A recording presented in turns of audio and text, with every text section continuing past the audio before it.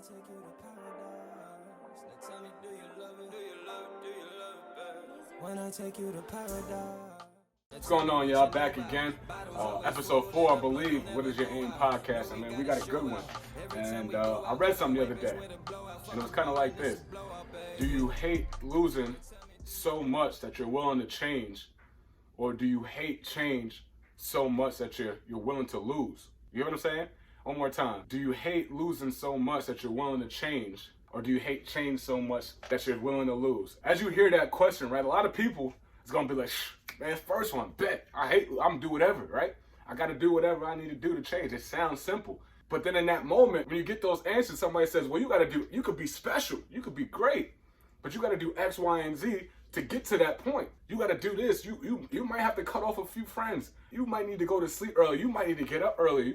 You might need to do more. You need to do something, whatever it is. You might get those answers that require that change. And then what happens? Oh man, I can't do this because I have this, or that's not gonna work with my schedule because of time.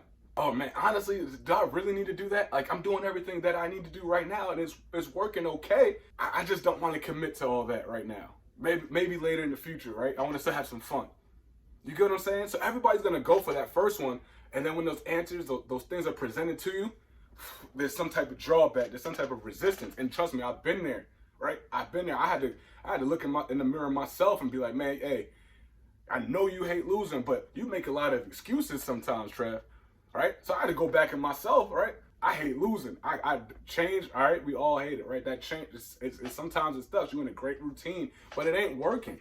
And if you're not willing to change that, then don't complain about what somebody else is doing with their 24 hours. Because maybe they took that time, that sacrifice, made that change because they really hate losing. They don't want to be stuck in that same position. And if it's working, cool, don't break it. Maybe tweak it. But there's a lot of people right now I know that are in that position where they know they need to change. You hear what I'm saying? They know they need to change. They do. Because that change is so hard, they'd rather just keep losing, right? They keep losing. It's like one of them coaches sometimes, right? I've been there, and we got this whole game plan, and that joint ain't working. We getting smacked in the mouth, right? Our practices ain't working. We getting punched right now. We not willing to change because that's how it's always been done. One of the things I hate the most, because it's always been done. And then it takes somebody to go out and say, man, why are we doing this? Let's try this. And sometimes they're looked at as a genius, right? They're a genius.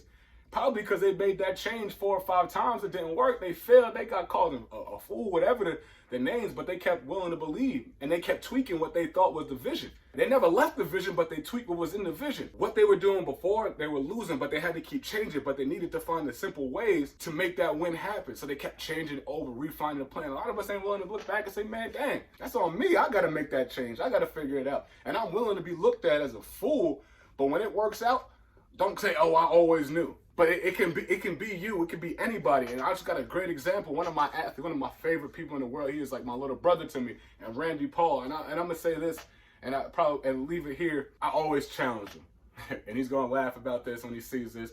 I was always on his case, man. Sometimes too harsh on my own. At that time I was still a player, and figuring out how to coach and how to relate, not always just being so mean, but hey, learning how to love up and all that good stuff, right? I didn't have that quality yet that I learned later on. Here's to say this though, with Randy, it was special because he wanted to be great, right? He knew it. And he would come at me and I would say, are you gonna change this? And he would give excuses time and time, but then one day it clicked for him. And it was a special, probably one of his best summers I've ever. He knows the summer I'm talking about. He did not have a ride, and where he lived from the training facility, easily a 15, 20-minute drive, right? Easily. All right, he got up 2 hours before, rode his bike to train, work out, all that stuff. And I would put the bike in the Jeep at the time, right, Randy? You could attest to this. I'd put the bike in the Jeep, and I'd drive him home, have the conversations, everything. He did that every summer.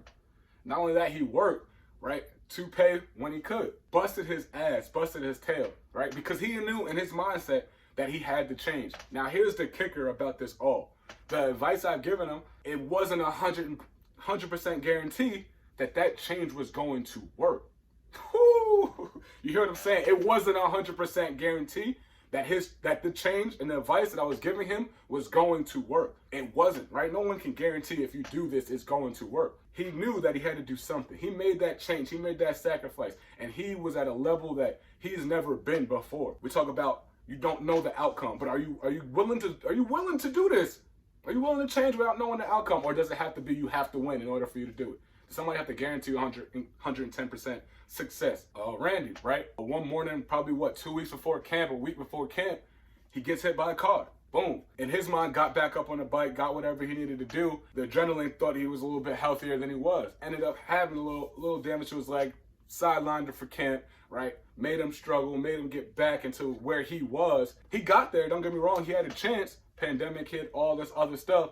So he never got that chance to fully put in field part of things to fruition. But what did he learn on this journey, right? What did he learn on that change? That he is willing to do whatever it takes to win or to put himself to be successful.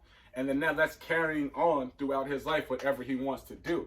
Because now he can look back to that time, man, I did this before, right? This sacrifice ain't nothing. I've sacrificed before. I could do it again, right? That made him stronger. That made him tougher. He couldn't control that last part of that outcome, but he controlled that narrative where he's willing to change. And that change is the hardest thing, because he could have been like, I don't have a ride. I'll just come later.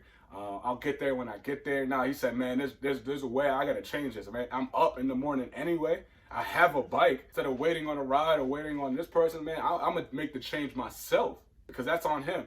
So it always stuck out to me, one of my favorite people as an example, because he was at the time where he was and who he was playing against. He knew there was more to him, but at the time he had to change certain things, and he did that.